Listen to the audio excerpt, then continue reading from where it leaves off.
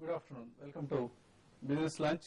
Stock markets ప్రారంభం కొంత stable గా జరిగింది. బట్ గత కొంతసేపటి నుంచి మార్కెట్స్ నష్టాలు ట్రేడ్ అవుతున్నాయి.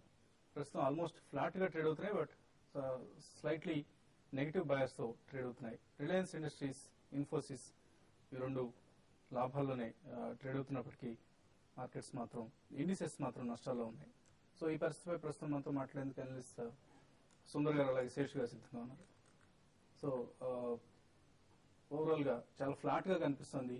సో ఇది ఒక కన్సల్టేషన్ కి ఇండికేషన్ తీసుకోవచ్చు. మనం పొద్దున అనుకున్నట్టుగానే మార్కెట్ చూస్తే కన్సాలిడేషన్ లోనే కనిపిస్తోంది. ఎప్పుడైతే 6,000 పైన నిలబడకుండా 6,000 కింద కంటిన్యూస్ గా ట్రేడ్ అవుతుందో టెక్నికల్ గా కొంచెం ఇంట్రాడే వీక్నెస్ చూపిస్తున్నాం. అలాగే మేజర్ సపోర్ట్ అయిన 5950 పైన ఇంచుమించు వచ్చి కొంచెం రికవర్ అవడం మటుకు చూస్తే మార్కెట్ ఇంకా పాజిటివ్ ఉంది. మనం 5950 కింద దిగి క్లోజ్ అవుతుంది. మనం ఒక 1 or 2 days కి కొంచెం భయపడాలి తప్ప. సో అప్పటి వరకు 5950 పైన ఉన్నంతసేపు మార్కెట్ ఒక మైనర్ కరెక్షన్ స్టడీగానే చెప్పుకోవచ్చు. కానీ అలాగే మార్కెట్ కూడా కొంచెం ఈ రికవరీ లాస్ట్ 15 minutes లో మనం చూస్తున్న రికవరీ కనుక ఫర్దర్ గా కంటిన్యూ అయ్యి 6,000 స్థాయి పైన కనుక క్లోజ్ అవుతే కనుక డెఫినెట్ గా ట్రెండ్ పటిష్టంగా ఉందని చెప్పుకోవచ్చు. టెక్నికల్ గా అక్కడ సెల్లింగ్ ప్రెషర్ వచ్చిందంతా కూడా అబ్జర్వ్ అయినట్టుగా చెప్పుకోవచ్చు. 6,000 పైన క్లోజ్ అవుతే కనుక బుల్స్ మళ్ళీ అప్పర్ హ్యాండ్ లోకి వచ్చినట్టుగా మనం కన్ఫర్మ్ చేసుకోవచ్చు. నా ఉద్దేశం ట్రెండ్ పాజిటివ్ గానే ఉంది. ఇంకా 6,000 పైన మనకు క్లోజ్ అవ్వాల్సిందే. ఏమాత్రం 6,000 పైన క్లోజ్ అయిందంటే కనుక లాంగ్ పొజిషన్స్ ఫర్దర్ గా తీసుకోవచ్చు. ఒకవేళ 5950 కింద క్లోజ్ అవుతే మటుకు లాంగ్ పొజిషన్స్ హోల్డ్ చేసిన వాళ్ళ మటుకు కొంచెం కాషియస్ గా ఉండండి. ఫ్రెష్ లాంగ్ పొజిషన్ తీసుకోకుండా ఉంటే మంచిది. సో మార్కెట్ ఈ నెక్స్ట్ 1 or 2 days కూడా ఇదే సైడ్ వేస్ ట్రెండ్ కొనసాగుతుందేమో నా అభిప్రాయం. ఫ్రంట్ లైన్స్ లో ఇండెక్స్ స్టాక్స్ లో తీసుకుంటే కొంత మిక్స్డ్ ట్రెండ్ కనిపిస్తుంది. కొన్ని స్టాక్స్ పెరిగాయి, కొన్ని తగ్గాయి. ఓవరాల్ గా ఒక ఫ్లాట్ ఇండెక్స్ గమనిస్తున్నాం. అంటే ఈ రోజు మరీ ముఖ్యంగా ఈ రోజు కమాడిటీ స్టాక్స్ చాలా రోజులుగా స్ట్రాంగ్ ఉన్న, లాస్ట్ ఒక 1 week 10 days గా చాలా స్ట్రాంగ్ ఉన్న కమాడిటీ స్టాక్స్ బాగా వీక్ అవుతున్నాయి. సేల్ దగ్గర 10 రూపీస్ అంటే 5% దాకా సేల్ కరెక్ట్ అయింది. తర్వాత టాటా స్టీల్, తర్వాత హిండాల్కో ఇవన్నీ కూడా బాగా కరెక్ట్ అయినాయి.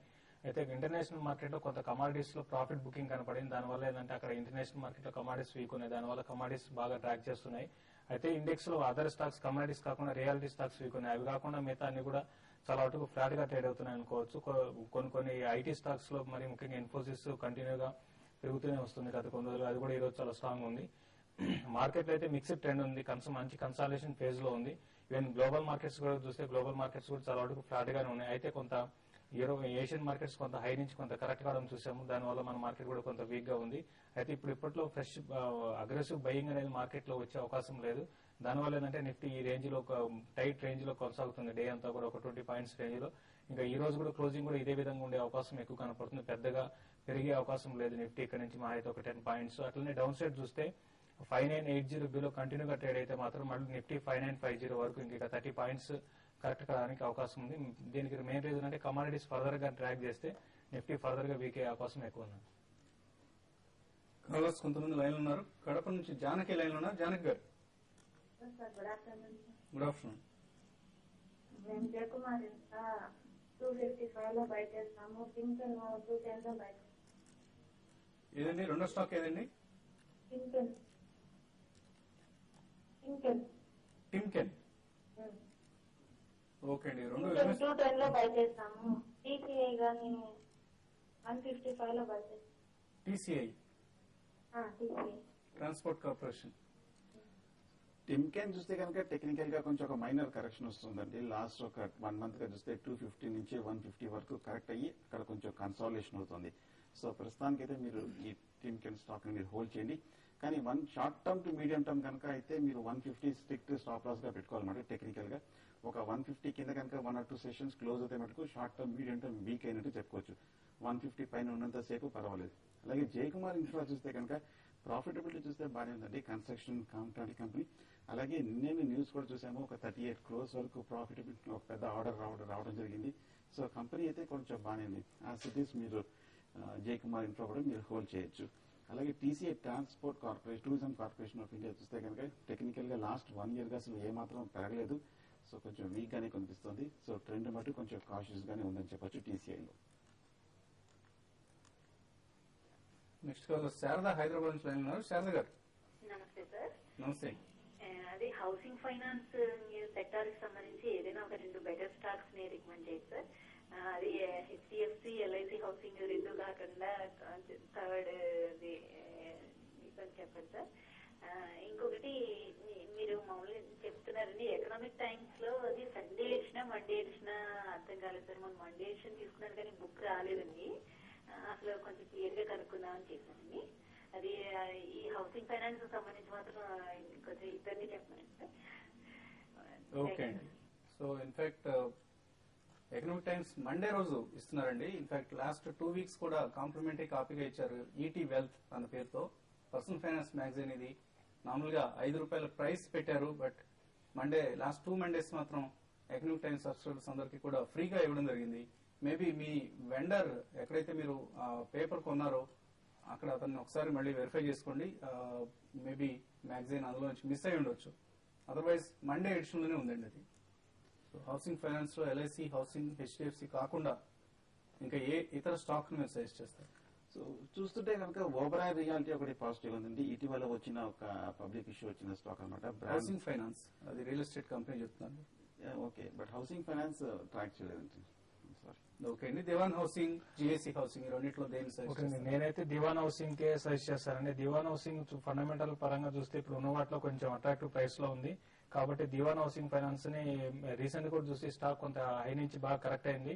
కాబట్టి ఇప్పుడు ఇంకోటి ఉన్న వాటిలో కూడా మీ వాల్యుయేషన్ లో కూడా చూస్తే దివాన్ హౌసింగ్ అట్రాక్టివ్ ఉంది కాబట్టి దివాన్ హౌసింగ్ బై చేయమని సజెస్ట్ చేస్తాను.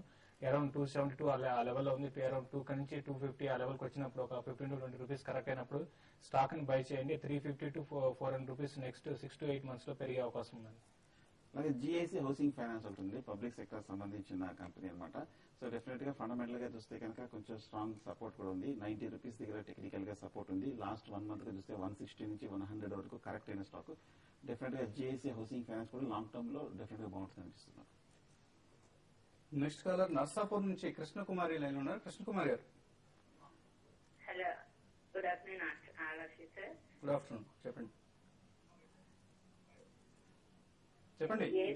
ఏసీసీ ఒకటండి, ఇంట్రాడే కానీ తీసుకున్నాం ఈ రోజు 1080లో అండి. ఓకే. అలాగే స్టెర్లైట్ ఒకటండి 180లో తీసుకున్నా అండి. అంటే ఈ రోజు క్లోజ్ చేసేయాలా, రేపు పొజిషన్ తీసుకోవచ్చు ఎలా ఉంటుంది? So ACC and Sterlite. ఒకటి ఏసీసీ అయితే డే అంతా కూడా చాలా వీక్ గా ఉందండి. ఇప్పుడే స్టాక్ లోకి టచ్ కావడం జరిగింది. అయితే మీరు ఇంటర్డే తీసుకున్నప్పుడు మీరు పొజిషన్ క్లోజ్ చేయడం బెటర్ అండి. మీరు ఇంకా మళ్ళీ రేపటి క్యారీ చేసుకోవడం ఇవన్నీ కూడా ఏంటంటే ఇప్పుడున్న మార్కెట్ లో అంత ఎంకరేజింగ్ గా లేవు. ఎందుకంటే కంటిన్యూగా మార్కెట్ పెరుగుతూ వచ్చి గ్లోబల్ మార్కెట్స్ అని ఏషియన్ మార్కెట్స్ పక్కన పెడితే యూరోప్ అండ్ అమెరికా బాగా పెరుగుతూ వచ్చి అక్కడ కరెక్షన్ వస్తే మందు కూడా కొంచెం కరెక్ట్ అయ్యే అవకాశం ఉంది. కాబట్టి ఇప్పుడున్న పరిస్థితుల్లో మళ్ళీ క్యారీ చేసుకోవడం మళ్ళీ పక్క రోజు లాస్ అనేది నా ఉద్దేశం ప్రకారం మంచిది కాదు. కాబట్టి ఈ రోజు మీరు లాస్ లో ఉంటే కవర్ కట్ చేసేసుకోండి. కాదు మీరు ఇంకా హోల్డ్ చేసుకుంటారు అంటే ఒక 1 week 10 days అట్లా హోల్డ్ చేసుకుంటే హోల్డ్ చేసుకోవచ్చు. కరెంట్ అవర్స్ అయితే ఈ రోజు మాత్రం మీరు ఏసీసీ ఫర్దర్ గా వీక్ అయ్యే అవకాశం ఉందండి. మురళి నెల్లూరు నుంచి లైన్ ఉన్నారు. మురళి గారు, hello, good afternoon sir. Good afternoon. Sir నాకు 20 numbers యూనిటెడ్ పార్ట్నర్స్ ఉన్నాయి సార్. ఓకే అండి. అది వాటి గురించి చెప్పండి. రైట్ ఇష్యూ చేస్తా అంటున్నారు. అలాగే శేషు కార్డు 0 అయితే రికమెండేషన్ కావాలి sir. United phosphorus United phosphorus అయితే మీ ఇంతకు ముందు కూడా చెప్పాను, చాలా స్టాక్ అయితే వీక్ ఉందండి. ఇది మిగతా అదర్ కంపెనీస్ చూసుకుంటే ఈవెన్ ఫెర్టిలైజర్స్ లో చాలా వీక్ ఉంది. లాస్ట్ వీక్ కూడా మనం చూస్తే స్టాక్ హైగా 10%, 15% కరెక్ట్ అయింది. అయితే మీరు రైట్ ఇష్యూ అంటారు. రైట్ ఇష్యూ అయితే స్టాక్ అయితే అది మంచిదేనండి. మీరు ఆల్రెడీ మీ దగ్గర స్టాక్ ఉంటే మీకు ఉన్న రేట్ కన్నా ఫర్దర్ గా తక్కువ దొరికే అవకాశం ఉంది. రైట్ ఇష్యూకి అప్లై చేయండి.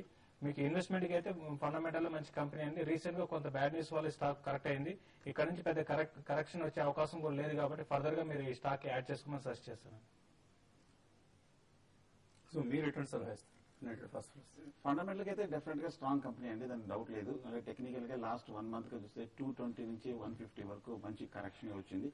నా ఉద్దేశం ఇంకా కొంచెం ఒక 5 to 10% దిగిందంటే కనుక 135 దగ్గర లాంగ్ టర్మ్ సపోర్ట్ ఉంది. మీరు కొన్నాళ్ళు వెయిట్ చేస్తే కనుక 135, 140 రేంజ్ దొరికితే కనుక డెఫినెట్ గా లాంగ్ టర్మ్ కి మంచి బై అవుతుందని అభిప్రాయం యునైటెడ్ ఫాస్ఫరస్ లో. ఓకే అండి. Next caller Santosh Kumar line లో ఉన్నారు హైదరాబాద్ నుంచి. హలో. హలో, చెప్పండి సంతోష్. హలో హలో సార్, నేను పెన్నా టెక్నాలజీస్ కొన్నానండి 500 షేర్లు. ఓకే అండి. దాని ఫ్యూచర్ ఎలా ఉంటుందంటే ఇంకా పోలారెస్ కూడా ఒక 200 షేర్లు ఉన్నాయండి. వాటి ఫ్యూచర్ ఎలా ఉంటుందండి? Sterlite hold technologies. చేయొచ్చా లేదంటే ఇంకా బై చేయొచ్చా అండి? ఈ రేంజ్ లో మామూలుగా తక్కువైంది కదా. ఓకే అండి, ఓకే.